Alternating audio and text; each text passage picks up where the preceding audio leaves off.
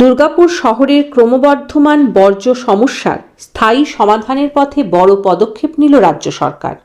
শঙ্করপুরে নতুন আধুনিক বর্জ্য প্রক্রিয়াকরণ কেন্দ্র গড়ে তোলার প্রক্রিয়া আনুষ্ঠানিকভাবে শুরু হলো আজ। এজন্য আসানসোল দুর্গাপুর উন্নয়ন পর্ষদ এডিডিএ 25 একর জমি বরাদ্দ করেছে। সোমবার ওই জমি পাঁচিল দিয়ে ঘিরে ফেলার কাজের শিলান্যাস করা হয়। এডিডিএ সূত্রে জানা গিয়েছে, এই কাজের জন্য প্রায় 1,41,00,000 টাকা বরাদ্দ করা হয়েছে। আগামী 1.5 বছরের মধ্যেই এই নতুন বর্জ্য প্রক্রিয়াকরণ কেন্দ্র চালু হয়ে যাবে। এই কেন্দ্রে দৈনিক প্রায় 160 টন বর্জ্য প্রক্রিয়াকরণ করা সম্ভব হবে। থেকে 25 একর ল্যান্ড দিয়েছি। তবে যে ইয়েটা ছিল যে লোকাল লোকের একটা ধারণা ছিল হয়তো, যেটা একটা পুরোনো দিনের যা ধারণা ছিল হয়তো এখানে বর্জ্য ওইভাবে আসবে যেভাবে গন্ধ বেড়ে আগে ধাপাতে মনে পড়ে। এখন ধাপা হচ্ছে নিউক্লিয়াস অফ কলকাতা কর্পোরেশন, সেখান থেকে আজকে এখন দেখো সেখানে পুরোপুরি পরিষ্কার হয়ে গেছে।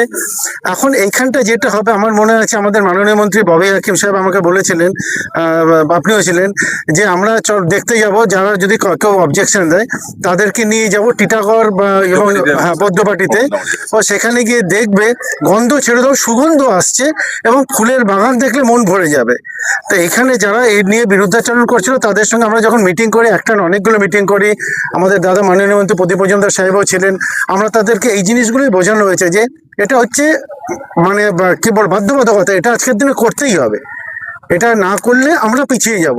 হ্যাঁ, আমি তো বললাম তো একটু আগে তোমাদের সঙ্গে আলোচনা হচ্ছিল যে এটা ছাড়া কিন্তু দুর্গাপুর আর দুর্গাপুর থাকতো না। এটা আমরা ওয়ান স্টেপ এগিয়ে গেলাম towards a metro city rather you can সে।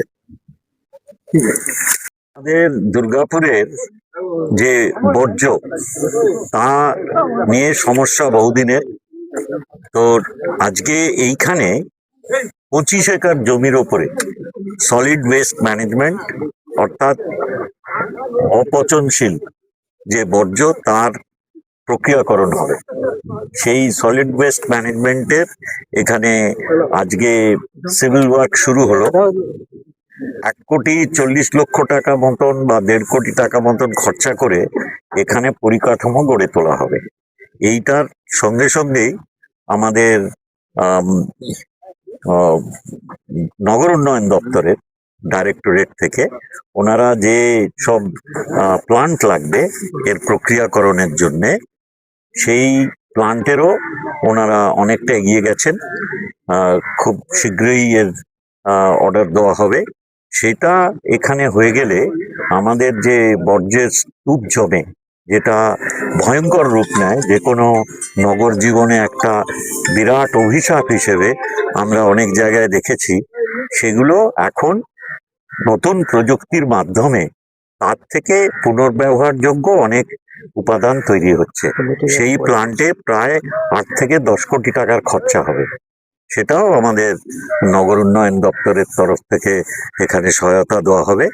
এখানে ডেলি আমাদের 160 টন বর্জ্য তা এখানে প্রক্রিয়াকরণ করার ব্যবস্থা থাকবে এবং আমরা আশা করব ভবিষ্যতে দুর্গাপুরের এই বর্জ্য থেকে বা আবর্জনা থেকে যে সমস্যা তা এইখানে ভবিষ্যতে আমরা এইখানেই তার প্রক্রিয়াকরণ করে এই ধরনের স্তূপ আর হবে না, আমরা এর একটা সলিউশন পেয়ে যাব।